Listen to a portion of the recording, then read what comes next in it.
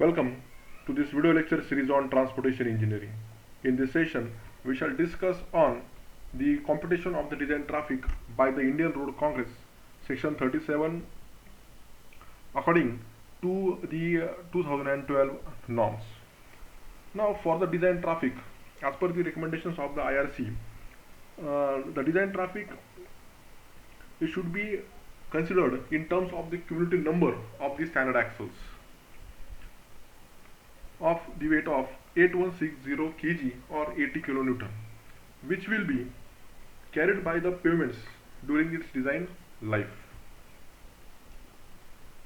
and only the number of the commercial vehicles which will be having its weight, gross weight of 30 kilonewton or more, and their axle loading is considered for the purpose of the design of the pavements.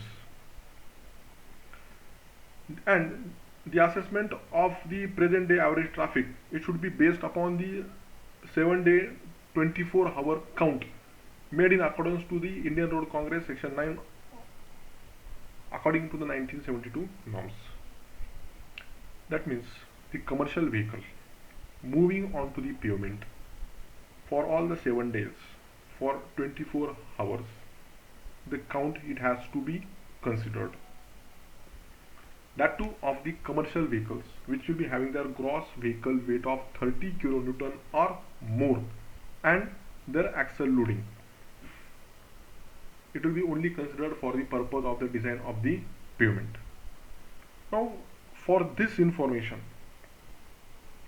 we'll have to gather, or for this basic design purpose, we'll have to gather the following information. First is the initial traffic after the construction in terms of number of commercial vehicles per day, that is CVPD. As discussed earlier, that we have to consider only the commercial vehicles. The basic reason is the commercial vehicles will be the major contributors to the deterioration, deformation of the pavements, as the total loadings carried by those commercial vehicles, it will be more as compared to the private vehicles. Second is the traffic growth rate during the design life in the percentage. So if a pavement is being designed, it is not so that the pavement will have the same sort of traffic during its entire lifetime or during its entire design life period. So there will be a growth into the traffic in the upcoming years. So this actually has to be addressed in percentage.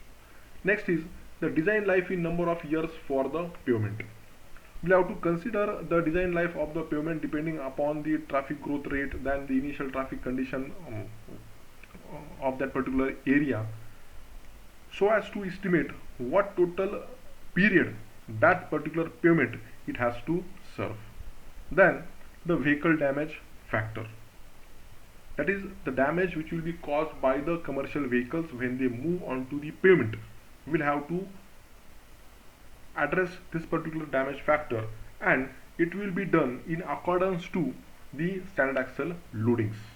That means in terms of the total weight of 80 kilonewtons. That is. Next is the lane distribution factor. We'll see one by one in detail. First is the initial traffic. Now, the initial traffic, as discussed earlier, it will be termed in the commercial vehicles per day moving onto the pavement, and the assessment of the average daily traffic, it will be normally done for the 7 days and 24-hour count in accordance to the IRC 9 traffic census on the non-urban roads. That means we have to consider that what actually is the total count of vehicles, commercial vehicles, they move on that pavement. So that count, it has to be known. Then we'll have to classify the traffic into various categories such as 2-wheelers, 3-wheelers, passenger cars, trucks, etc. When we do this sort of a count, but we'll have to only take into consideration the commercial vehicle with the laden weight greater than 3 tons into the consideration for the design of the pavement. So here it is important that the commercial vehicles, that too with their laden weight greater than 3 tons, will be considered for the design of the pavement. Again, these commercial vehicles will be further categorized into single axle, single wheel, single axle dual wheel, tandem axle dual wheel, and tridem axle dual wheel respectively. In case if no traffic count data is available, so in that case the data from the roads of the similar classification and importance, it may be used in order to predict the traffic design, or in order to predict the design traffic, that means the total count of vehicles. Similar road data, it can be used. Next is the traffic growth rate. So the traffic growth rate, as we discussed, it will be an initial information of the data in order to predict the traffic volume in the near future. And this data, it will be very essential for its application in the geometric design of the highways and the pavement design, as well as the future improvements which have to be done or into the existing pavement which has to be designed and then to be constructed. So these are information regarding the traffic growth rate. It will help to design that pavement in a better way. Now the traffic growth rate, it can be estimated by the following ways. First, it can be estimated by studying the past trends or methods of the traffic growth. So knowing what actually is the past trend or method of the traffic growth, either from the existing road, or in case if we have a similar sort of a road, then the data which is being collected from that particular road or the pavement, that data, it can be considered here. So we can know what actually is the pattern in which there is the growth into the traffic. Next, when we have the sufficient and adequate data, these things, it can be known.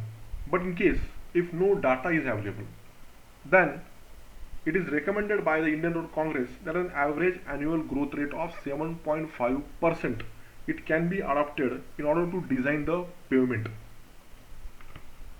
So this factor of 7.5% regarding the growth rate of the traffic, it shall be noted that if no data is being available, so in that case we can consider 7.5% of the traffic growth rate denoted in R. Next is the design life. So for the purpose of the pavement design, the design life of the pavement, it can be defined in terms of the cumulative number of the standard axles that it can be carried before strengthening of the pavement is necessary. So that means it is very essential to know that what actually is the cumulative number of the standard axles that will be carried on the pavement. That means what actually is the total load that will be carried on the pavement. So it will help us in order to decide the total material, the total thickness of the pavement, total number of layers to be provided in the pavement, as well as the material to be used in the construction of the pavement. Now it is recommended by the IRC that the pavements for the arterial roads like the national highway, state highway, they should be designed for a life of 15 years. The urban roads for a period of 20 years, and other categories like the major district road, ordinary district road, village road, etc., they can be designed for a period of 10 to 15 years. So basically, design life will depend upon the total amount of load carried by that vehicle. And if we know that what actually is the amount of load which will be carried by that um, vehicle, which will apply its load onto the pavement. That means total amount of load applied on the pavement. We can estimate the deformation, deterioration that will be caused into the pavement, and hence we can come to a conclusion regarding the design life. That means the total span in n number of years for which that pavement it can be used for the movement of the vehicles. Next is the vehicle damage factor, abbreviated as VDF. Now, vehicle damage factor, it is defined as the equivalent number of the standard axles per commercial vehicle, and this vehicle damage factor, it is a multiplier for converting the number of commercial vehicles of different axle loads and axle configurations to the number of the standard axle load repetitions. So basically we have the various axle configurations. So that can be a single axle single wheel, single axle double wheel, then the tandem axle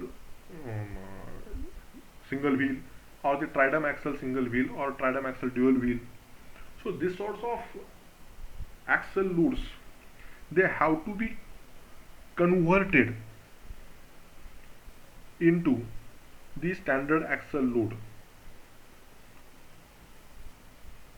and the vehicle damage factor, it also will vary with the axle configurations, axle loadings, then the terrain on which the road has to be, or the pavement has to be constructed, then the type of pavement or the type of road we are to construct, and from the region to region. So all these factors, they will affect onto the vehicle damage factor. The axle load equivalency factors then are then again used in order to convert the different axle load repetitions into the equivalent standard axle load repetitions. And for these equivalency factors, we can refer to the Indian Road Congress 37 2002 norms, and the exact vehicle damage factor values are arrived after the extensive field survey. That means extensive field surveys will have to be done in order to know that what actually will be the damage caused by the commercial vehicles with the standard axle loadings while they are moving on the pavement. Because this data has to be known.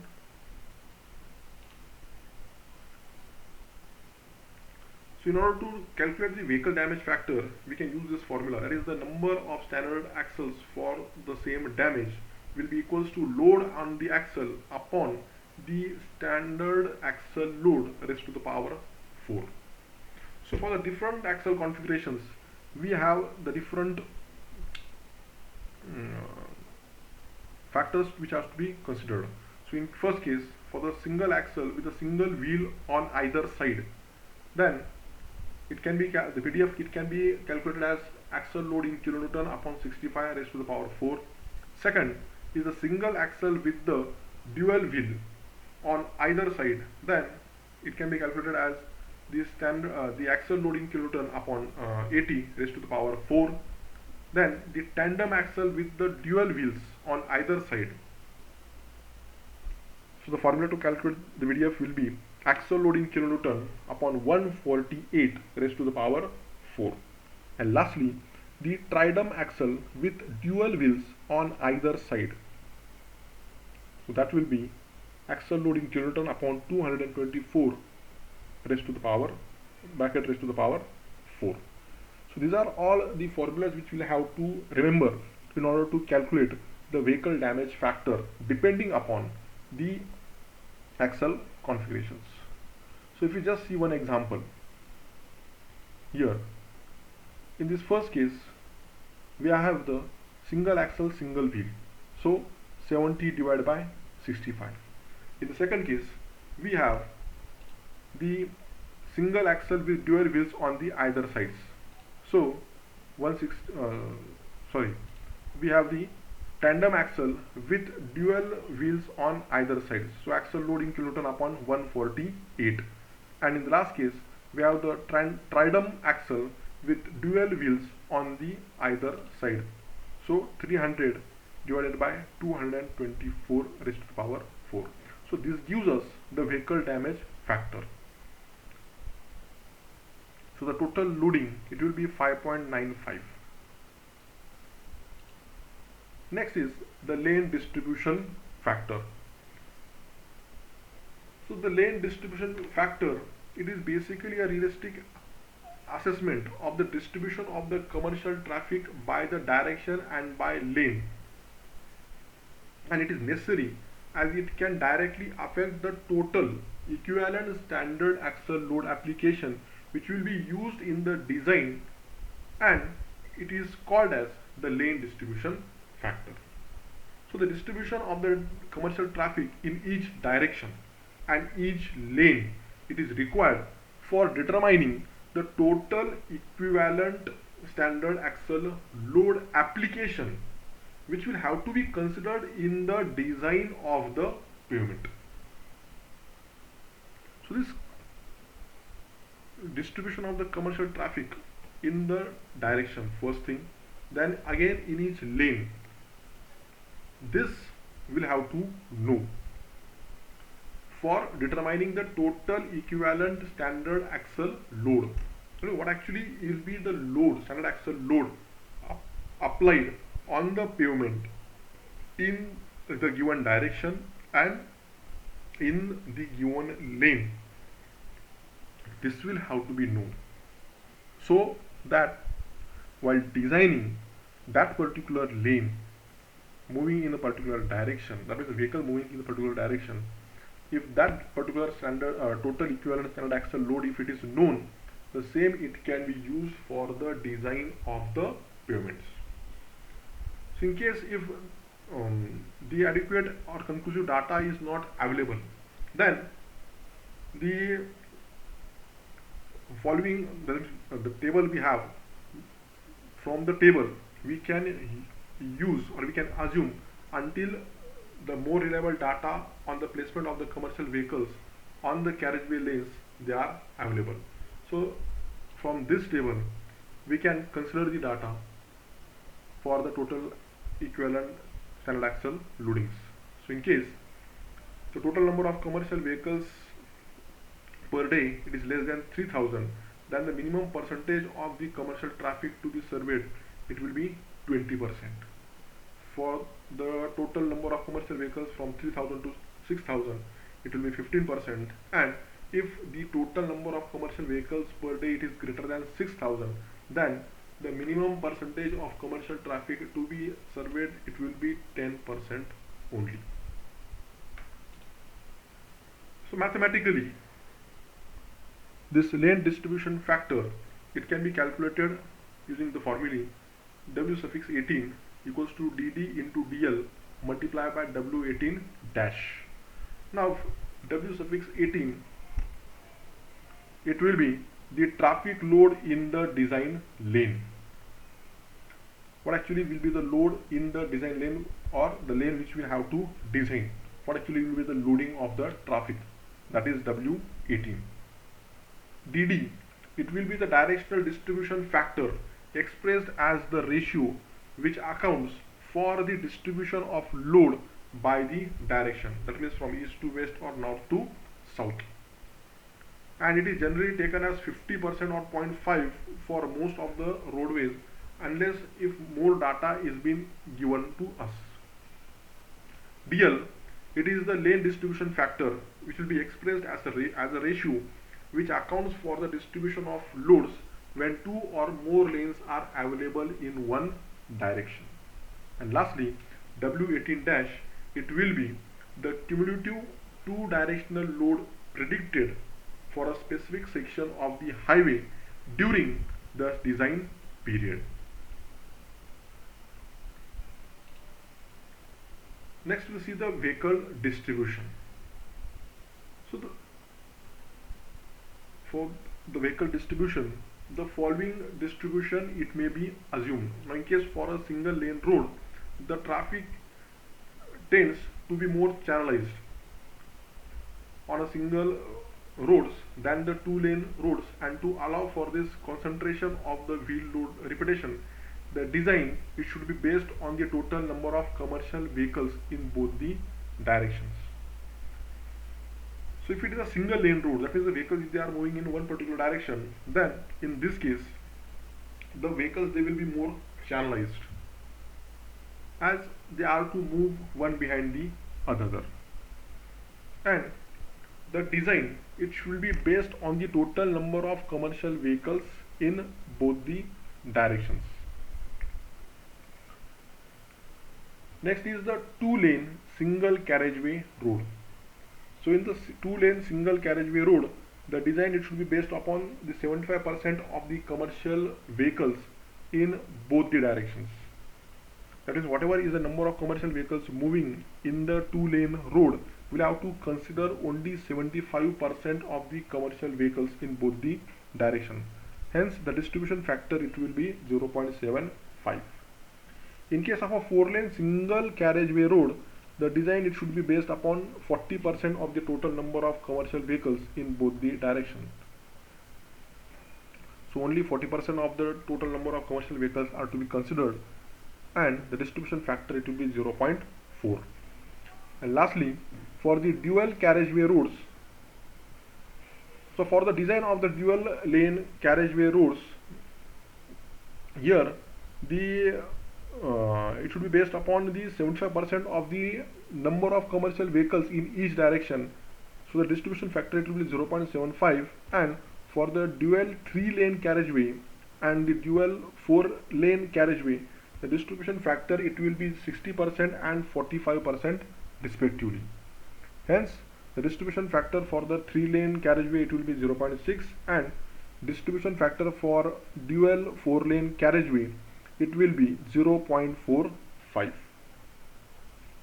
So these are the vehicle distribution factors which we can consider depending upon the number of lanes in the pavement or the roads. Next is the computation of the design traffic. So the design traffic in terms of the cumulative number of the standard axles will have to be carried out during the design life of the road, and it can be computed or it can be calculated using the following formula. So the formula to calculate the design traffic will be 365 multiplied by 1 plus r bracket raised to n minus 1 bracket complete divided by r multiplied by a into d into f. Now here n it is the cumulative number of standard axles to be considered for the design in terms of MSA. MSA is the million standard axles. Next, A, it is the initial traffic in the year of completion of construction in terms of number of commercial vehicles per day. And D, it is the lane distribution factor as we have seen earlier. Next, F, it is the vehicle damage factor. N is the design life in years, and R is the annual growth rate of commercial vehicles.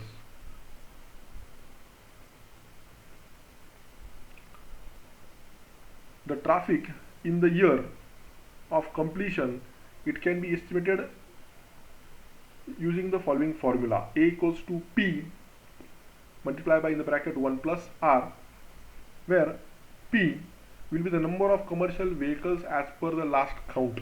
That means prior to the construction of the road, in the design time or prior to the design, we can consider what actually was the number of commercial vehicles as per the last count done for that particular area.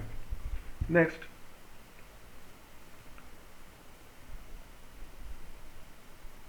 R equals to the number of years between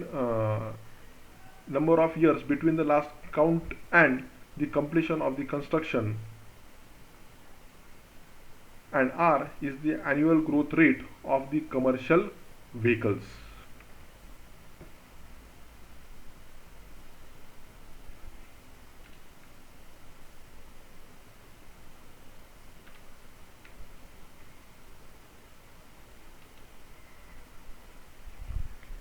If you see this chart, for the total pavement thickness for the CBR value of 4% and the traffic of 7.2 million standard axles, we can determine the pavement thickness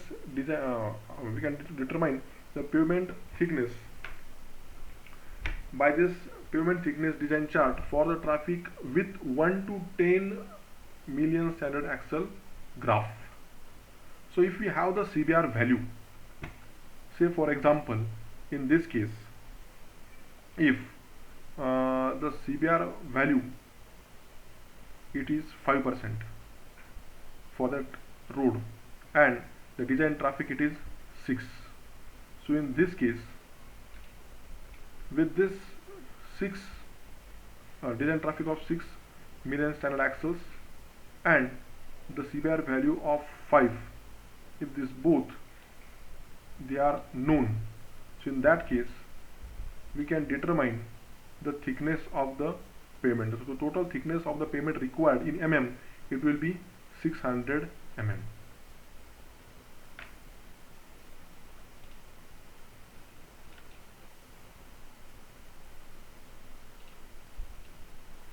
Similarly, for the pavements which will have the design traffic of 10 to 150 million standard axles, so in that case we can refer this graph of pavement thickness design chart for the traffic of 10 to 150 million standard axles. Now again in this case, if we have a traffic of 30 MSA or million standard axles and the CBR value of 2%, so in that case in order to know the total thickness of the pavement, so 30 MSA is the traffic and 2% is the CBR value. So from this we can know what actually will be the desired thickness of the pavement. So it comes out to be as 900 mm.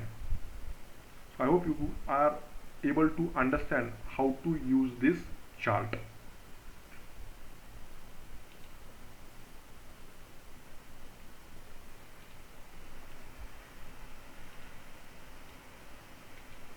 Next we have this pavement design catalog. Now from this pavement design catalog, the Indian Road Congress has recommended designs for the traffic range of 1 to 10 MSA for the various CBR values from 2 to 10%. And similarly, the IRC also has recommended the design for the traffic range of 10 to 150 MSA for the various CBR values from 2 to 10%, as we have seen from the chart. From this pavement catalogs, the following design composition are known, that is the bituminous surfacing, the base course, the sub-base course, and finally the total pavement thickness to be provided, it can be determined. So we have this cumulative traffic in MSA, then we have the total pavement thickness. So from this we can know what will be the bituminous surfacing. So in this case, if we have the cumulative traffic of say 10 MSA and the total pavement thickness according to the CBR value, if it comes to be at 850, then the bituminous surfacing it can be 40 and 100, and the granular base and sub-base course which will be provided, that is the base course will have to provide with the total thickness of 250 mm and the sub-base course of 460 mm. That means not only the total pavement thickness will be known, but we can also know the thickness of the respective layers which will have to be provided depending upon the cumulative traffic in million standard axles.